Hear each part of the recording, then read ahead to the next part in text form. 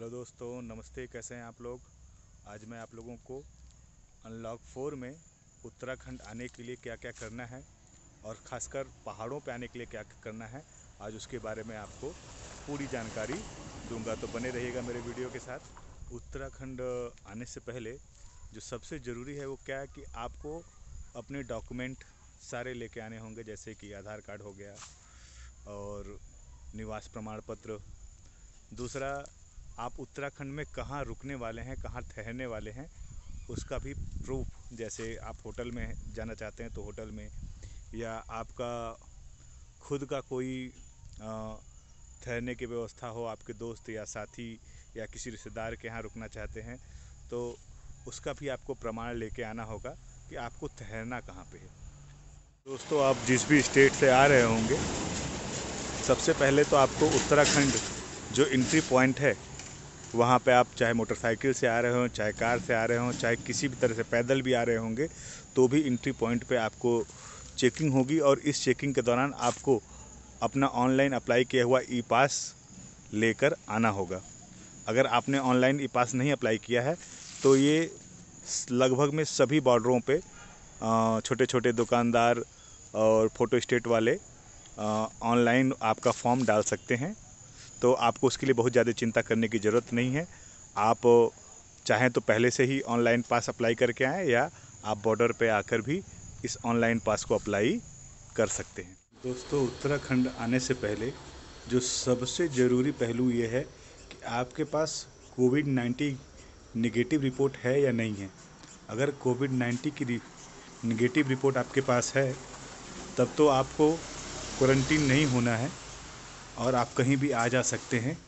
लेकिन अगर in case आपके पास कोविड-19 की नेगेटिव रिपोर्ट नहीं है तो आपको 7 से 14 दिन का होम क्वारंटीन, जो कि आप अगर जो होटल बुक किए हैं आपको वहाँ पे क्वारंटीन होना होगा, या आप जहाँ भी जा रहे हैं किसी दोस्त या रिश्तेदार के यहाँ तो आपको वहाँ भी क्वारंटीन होना होगा, जो कि 7 से 14 दिन है।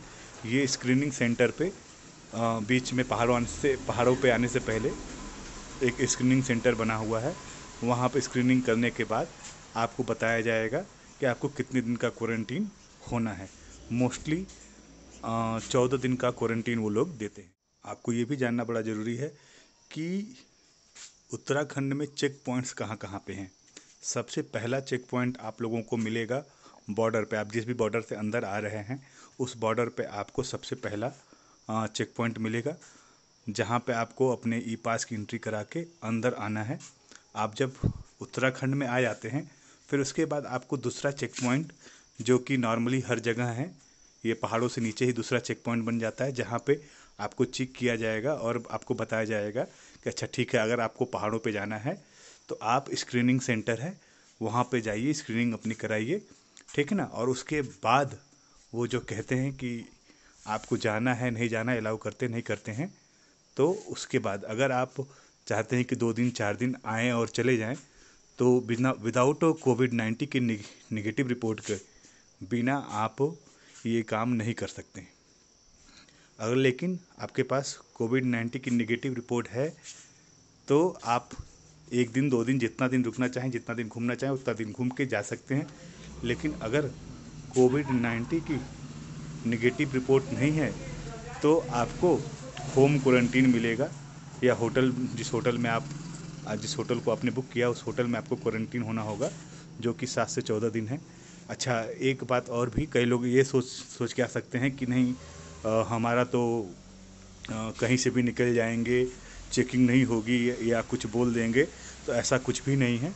आप जब पहाड़ों पे आएंगे तो पहाड़ों पे आने से पहले भी आपका जो ई पास है वो चेक होगा। दूसरा, जब आप स्क्रीनिंग सेंटर पे जाते हैं तो वहाँ पे एक आपको अलग से स्लिप मिलती है, वो भी एक पास की तरह ही होता है, जो आपको आपके डेस्टिनेशन तक, जैसे कि होटल हुआ या आपका जो भी रिश्तेदार दोस्त का घर है, उस जगह पे जाने तक का वो सुविधा देता है।